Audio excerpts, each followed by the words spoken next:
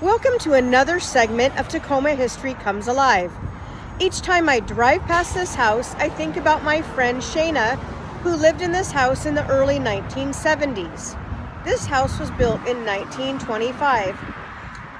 Just a few minutes ago, I was able to meet the current owner of this house, and she was so tickled to hear about my story, how I played in this house as a young girl.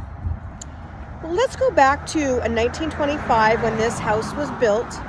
So in the 1920s, James Bogle and his wife lived in another home on the corner of North 5th and D Street. And in fact, James Bogle was involved in real estate. In 1916, Charlotte fell down the stairs at her home on 5th and D Street. She knocked out several teeth, drug herself to the phone, and called Dr. James McNerthney for help. Now there's another Tacoma connection with Dr. McNerthney.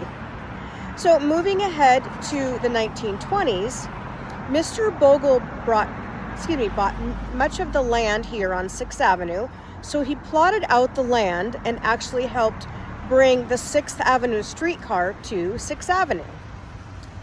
Now, 1927, Mr. Earl Briggs was the realtor who sold this house to the owner at that time.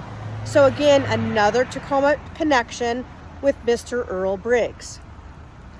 In 1928, this was the May Rose Beauty Shop.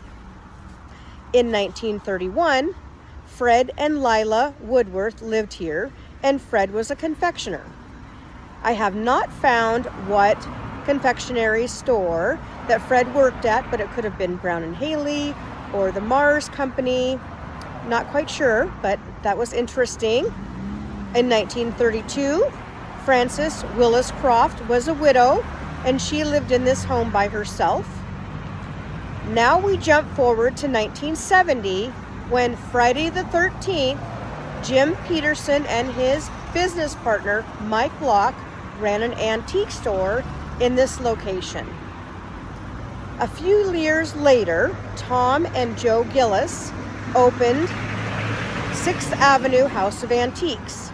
They ran that for a few years, and then in 1989, Linda Shrug operated the Country Penguin, which was a gift shop. Now, I came to Linda's gift shop several times in 1989 and 1990, so it was fun to go back in the home, and today I got another tour of the house. It's so exciting, and Tacoma history is never boring, that's for sure. Thank you so much for listening, and please let me know what you would like to know about Tacoma history.